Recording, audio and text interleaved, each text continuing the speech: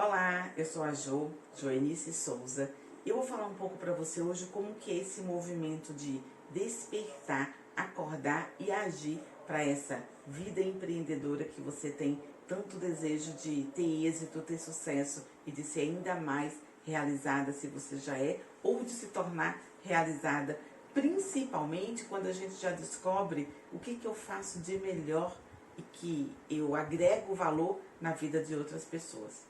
Eu sempre falo que o despertar disso tudo, o acordar disso tudo, é descobrir aonde que eu me encontro hoje na jornada da minha vida. Imagina que a vida é uma travessia de um rio e que você quer sair do lado do não tão bem sucedido ainda para o lado do tão bem sucedido, ou para o lado do não tão realizada assim, para o lado totalmente realizada, sair do lado do improdutivo e lá para o lado do eu sou produtiva, eu sou focada, eu sou determinada. Mas existe um preparo, porque tudo que nós somos hoje quanto adultos é reflexo do que nós fomos lá na nossa infância. Você já viu um profissional ser bem-sucedido se ele não tiver com o valor próprio agregado e elevado, ou seja, com a autoestima elevada? Normalmente não. Você vê que pessoas empoderadas, elas empoderam outras pessoas. Pessoas com muito amor próprio, ela eleva a empatia ao relacionar-se com outras pessoas. Então, o ponto de partida sempre para fazer essa travessia desse rio, que a gente vê pessoas do lado de lá, poucos por cento, 2 a 3% da população do mundo está do outro lado do rio, dessas pessoas que têm muito êxito e muito sucesso, e eu não estou falando de dinheiro, eu estou falando de realização mesmo.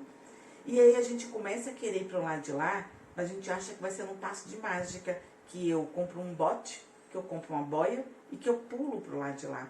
Não vai adiantar, porque se você fizer essa travessia de qualquer forma, você leva uma pessoa que hoje não se aceita, que hoje não se ama, que hoje não sabe se comunicar, que hoje tem problemas de relacionamento com o esposo, com os filhos, com a família. Normalmente, as pessoas que têm dificuldade de se relacionar no ambiente de trabalho, ela carrega consigo a mesma forma de se comunicar, ou arredia, ou agressiva, ou empática, ou agradável, que ela tem no ambiente com os amigos e com a família.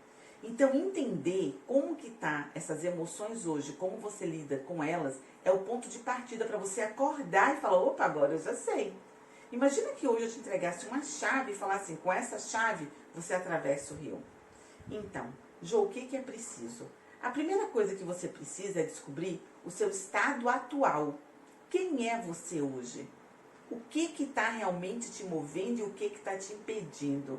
O que te faz sentir elevada, apropriada, impulsionada? E o que te joga para baixo, um balde de água fria? Quais são as pessoas ou quais são as comunicações que quando você escuta, você já sente desmotivada e já dá aquele passo atrás? Eu tenho mentorado várias mulheres, individual ou em grupo, e normalmente, à medida que a pessoa vai descobrindo quais são os sentimentos dela, que torna ela mais improdutiva, mais vitimizada, ela vai se libertando disso, vai tirando as amarras. Sabe aquelas bolas de ferro que a gente vê em desenho de presidiário? É como se a gente estivesse carregando tudo que a gente viveu na infância, agarrado aos nossos pés, e a gente agora precisasse soltar aquelas bolas de ferro, porque senão a gente não consegue nadar e atravessar esse rio. Joy, o que são essas coisas que a gente carrega? Perdas de familiares, traumas vividos na infância, falta de oportunidade, comunicação. A minha família, tanto por parte de mãe quanto por parte de pai, eles tinham muito uma comunicação de que dinheiro é sujo. E quando a gente tem essa concepção de que dinheiro é sujo, toda vez que você pega dinheiro, você quer se livrar dele para não sujar as mãos. Por exemplo, agora nós estamos vivendo a pandemia. Quando a gente pega em dinheiro, a gente não já quer lavar a mão ou passar álcool. Então, o que eu aprendi quando eu percebi que era uma comunicação minha que dinheiro é sujo? E aí eu não atraía dinheiro porque eu não queria sujar minhas mãos com dinheiro, igual dinheiro roubado. Até o dinheiro trabalhado eu tinha a impressão que o dinheiro era sujo. E o que eu faço agora? Eu estou limpando os micróbios que se aproveitam da nota de dinheiro. Já que o dinheiro, ele é energia, ele flui e ele passa de mão em mão, em quantas mãos esse dinheiro passou até chegar na minha mão? Então pode ter fungos, bactérias, o vírus do Covid. Então começa a mudar essa comunicação, essa relação com o dinheiro. E eu sempre falo, eu peguei no dinheiro, ele pode ter micróbios, micro-organismos nocivos à minha saúde. E eu vou lavar a mão ou limpar a mão com álcool gel. Gente, são coisas que parecem bobas, né? Igual a minha avó, ela lia a Bíblia pra gente quando a gente era criança. E ela lia sempre o Apocalipse. Eu não sei por quê. Eu acho que ela queria que a gente levasse o mundo a sério, o respeito a sério, o temor aos mais velhos e a autoridade divina, que é o meu Deus, né? E cada um dá um nome que usa, usual, Criador, Jeová. E ela só lia a parte do Apocalipse. E com essas leituras noturnas da minha avó, bíblica, eu comecei a ter medo do mundo. Gente, eu tinha medo de sombra, eu tinha medo de fantasma, eu tinha medo de tudo. De tudo eu tinha medo. Porque eu ficava todo dia de noite indo dormir após ver todas aquelas histórias assim, que às vezes não são bem interpretadas, que estão lá no livro de Apocalipse. E eu me tornei uma pessoa que sempre tive medo da noite. Até que eu identifiquei isso. E eu comecei a trabalhar. Que a noite também é produtiva, que a noite não é a hora dos, vamos falar assim, dos demônios e dos monstros, que pessoas ruins e situações ruins acontecem na nossa vida de dia e de noite. E eu comecei a observar, a estudar e a criticar o que estava naquela mensagem do Apocalipse. A minha avó também, como a gente era de família pobre por parte de mãe, por parte de pai, pobre no sentido de ter muito dinheiro, né, de juntar dinheiro, era todo mundo empreendedor para pegar o dinheiro do empreendimento e fazer a feira do dia, a feira da semana. Não faltava comida, mas era tudo muito restrito, muito limitado.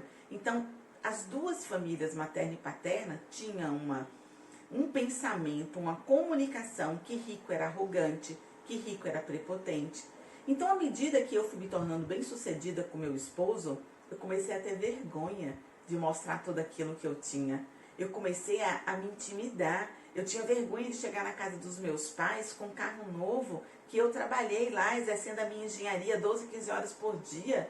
Eu tinha vergonha de ter. Porque a comunicação era que rico era arrogante, que rico era metida besta, que rico humilhava pobre, que rico pisava no pobre. Ou seja, não existe rico com humildade. O que é ser humilde? É outra palavra que eu confundi muito também, que eu trouxe da minha infância. Para mim, ser humilde era ceder. Não, ser humilde é não ser arrogante. Às vezes eu preciso ser humilde para aceitar um feedback seu, numa proposta de melhoria em mim, como pessoa, como profissional, como mãe, como filha, como avó, como esposa. Olha, você teve tal comportamento e eu tenho humildade para escutar. Humildade não é pegar tudo que você tem e dar. Isso é caridade. E mesmo assim, caridade, a gente não pega tudo que tem. Você vê Bill Gates? Ele pega 30%, 40% da fortuna dele, de tudo que já está sobrando para os filhos, e doa. Ele não pega todo o dinheiro dele, né? Porque senão já vira uma ONG, uma filantropia. E eu fui observando todas essas comunicações ligadas a dinheiro, mas também ligadas a outras coisas. Mulher que usava batom, mulher que se posicionava, mulher que trabalhava fora. Eu também fui escutando muito da minha mãe, da minha avó materna, porque a paterna faleceu, eu era muito criança, das minhas tias, que filho dava muito trabalho, que criar filho era desafiador, que para você ter filho você tinha que abrir mão da sua própria vida, da sua existência. Que mulher, eu já fui filha da geração que não queria mais obedecer os homens, mas não querer obedecer por arrogância, por rebeldia, e não se posicionar para discutir de igual para igual, que é o que eu prego hoje. Nós podemos ter mentalidade igual a dos homens. Ler, ver jornal, assistir futebol, para quem gosta, não é o meu caso. E eu fui percebendo o quanto que aquela comunicação da infância, eu vim trazendo ela comigo, e o quanto ela me impedia de crescer, de agir, de ser eu. Às vezes eu achava que eu era uma pessoa dona de mim, mas aí vinha uma comunicação de que mulher não podia aquilo, de que mulher não podia aquilo outro. Depois eu fui trabalhar num ambiente totalmente masculino, em obras de engenharia, de montagem industrial no sistema Petrobras. E eu achava que bonito era eu não usar batom, porque eu estava no meio de homens. Eu achava que bonito era eu sair da obra com macacão e ir para qualquer lugar. É a minha ferramenta de trabalho. E aí eu deixei toda a minha feminilidade de lado, toda essa essência da mulher que existia dentro de mim e fui vivendo só o meu masculino. Botar vestido era algo assim que eu me sentia um ET. E eu comecei a observar, comecei a acordar, a despertar para tudo que eu estava trazendo de bagagem, que foi da história da criancinha, da menininha, da Josinha, que estava no meu subconsciente me fazendo agir hoje. E à medida que eu tomei consciência disso, aí eu me preparei para atravessar esse rio. Porque tem muitas pessoas que se aventuram a se jogar nesse rio para chegar do outro lado, lá dos 2, 3% da população do mundo, e ela não aprende a nadar, e ela não compra um bote, e ela não faz uma rota, e ela não cria metas, e ela não cria sonhos, e ela não cria subtarefas, e ela acha difícil sair daqui, chegar aqui, mas ela não coloca uma escadinha, e ela quer pular de uma vez, ela pula, cai, se machuca, e ela não quer de novo. Eu comecei a perceber que quando eu me jogava no rio de qualquer forma, que eu podia encontrar um monte lá na frente, uma queda d'água muito volumosa, eu podia cair, eu podia me machucar, eu podia morrer, eu podia perder forças. E aí eu percebi que eu precisava criar uma rota, um roteiro, traçar um caminho para que eu fizesse a travessia do lado dessa pessoa frustrada, mal sucedida, que me sentia mal amada, que me sentia não querida, não me sentia aceita, não me sentia pertencente, para ir para o lado de lá das pessoas que é isso tudo e ainda pode empoderar mulheres a vir para o lado de cá, falando assim, ó, vem para cá que aqui é bom, vem para cá que aqui é bom, e que é possível. Eu saí de uma menina pobre, filha de pescador, de uma casa de taipa, para ser hoje a empresária bem-sucedida que eu sou, que eu tenho casa própria, eu tenho imóvel alugado, eu tenho a minha empresa, eu tenho fazenda. Se eu conseguir, você também consegue. Jô, me dá exatamente a sua receita, não tem como, porque eu tinha um perfil empreendedor de um jeito, você vai ter um perfil empreendedor do outro, mas o que eu quero que você acorde e desperte é, pro que está te impedindo hoje? Jô, eu dou 3 passos, parece que surge um muro de concreto na minha frente e que não me deixa seguir. Derruba esse muro, mas acorde para ver como é que você foi construindo esse muro com suas comunicações, com seus sentimentos, com as suas relações. Ultrapasse esse muro e caia para o lado de lá. Aprenda a ultrapassar esse muro com sabedoria. Acorde para a vida. Para de se vitimizar. Porque quando eu não entendia o que me impedia e que a dor me parava, a dor parava o meu corpo, que eu só mais tarde vim buscar as respostas para isso, e eu ficava me vitimizando, eu ficava contando uma história triste. Você já viu alguém que é demitido num trabalho e que ele fala assim, ó, eu fui demitido porque eu não tive as competências, ou porque eu tive a oportunidade e eu não desenvolvi as competências, ou porque eu deixei a oportunidade passar, ou passou alguém que se agarrava às oportunidades melhor do que eu, que fazia bem feito, que fazia diferente, 1% melhor a cada dia, e eu não busquei esse autodesenvolvimento? E essa pessoa, quando ela é demitida, ela não conta isso tudo. Ela fala assim, ó, botou uma peixe dela lá, botou uma queridinha, botou uma chegadinha, botou uma mais bonitinha ou uma mais magrinha. E a gente vai arrumando desculpa, contando historinhas, mentirinhas, para convencer a gente mesmo do lugar onde a gente está.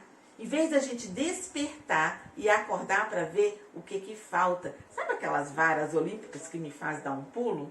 O que falta para eu dar esse pulo? E aí na hora que você desperta esse olhar para dentro de você e você começa a descobrir no que você está se apegando para não evoluir, aí você age. Aí, quando você acorda, que você desperta, aí você age. E quando você começa a entrar nesse movimento, ele é tão bom, tão prazeroso, tão edificante, que você quer que mais pessoas descubram. É mais fácil do que imaginava. Quando eu fui na primeira aula de natação na minha vida, aconteceu algo assim que ficou muito marcado em mim.